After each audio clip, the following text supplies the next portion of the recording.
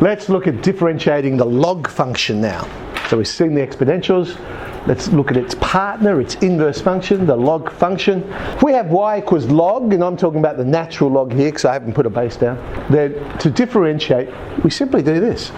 It's the derivative over the function. So whatever we're logging, we find its derivative, it goes on to the top of the fraction, bottom of the fraction is the actual function itself. So derivative on the function. That's if it's a natural base. Any other base, then what we do is we divide by the natural log of a. You might recall that with the exponential, when the base wasn't natural, we multiplied by the natural log of a. Well, because logarithms are the inverse of exponentials, we end up dividing by the natural log of a when we do this. Right, let's look at a stack of examples. So the log of 3x plus 5, derivative over function. Now we differentiate 3x plus 5, we get 3, goes on the top of the fraction. 3x plus 5 goes on the bottom of the fraction. Log of x cubed. Now this is really interesting. See, we get the log of x cubed. Derivative on the function. We get 3x squared on x cubed, which cancels, we get 3 on x. Of course, we could have done it another way, because I could have used my log laws, and that power I can bring to the front of the log and say, well, that's 3 times log x, and we differentiate the log x, derivative on function is 1 on x, multiply it by 3, same answer. Okay, up to you. You might think, oh well, it'll make it a bit easier by using log laws. It may not. Ooh, the log of log x, so it's the derivative over the function. So what are we logging? We're logging log x. The derivative of that will go to the top of the fraction.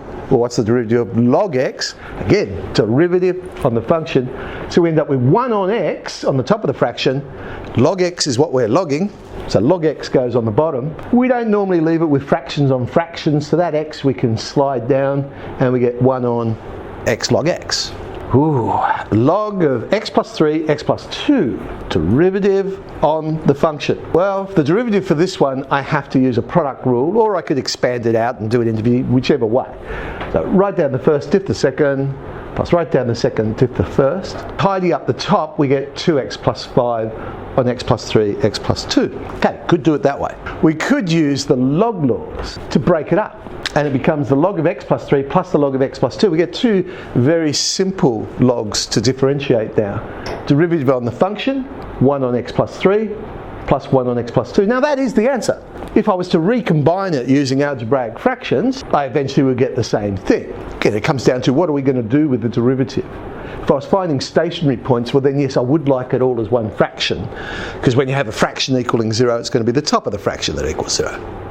If I was simply finding the slope of the tangent, then maybe I'd leave it as 1 on x plus 3 plus 1 on x plus 2 and just sub into that, and then I'd get that answer and there's my slope. But it really, as I say, it just depends what you're doing with the derivative.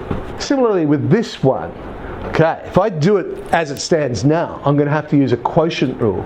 So on the top of the fraction, I end up with square the bottom, x plus 2 squared, write down the bottom, x plus 2, diff the top, 1, minus, write down the top, x plus 5, diff the bottom, 1. But then that's over a fraction as well, so we now have fractions on fractions, invert, multiply, we get some cancelling, eventually we get the answer.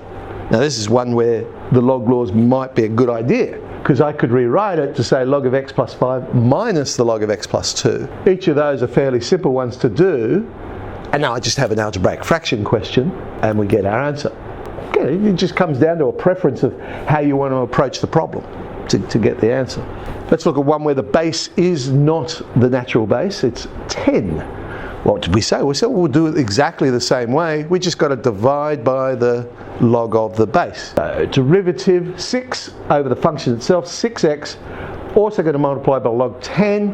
Remember what I said about putting the log in parentheses to make it clear that we're not saying the log of 106x or something like that. 6's will cancel in this case, of course. I thought with this one, if I put log second, then there's no ambiguity. Oh, that's clearly x times log 10. Or you leave it in parentheses and have the log 10 out the front. I mean, again, up to you how you want to write that.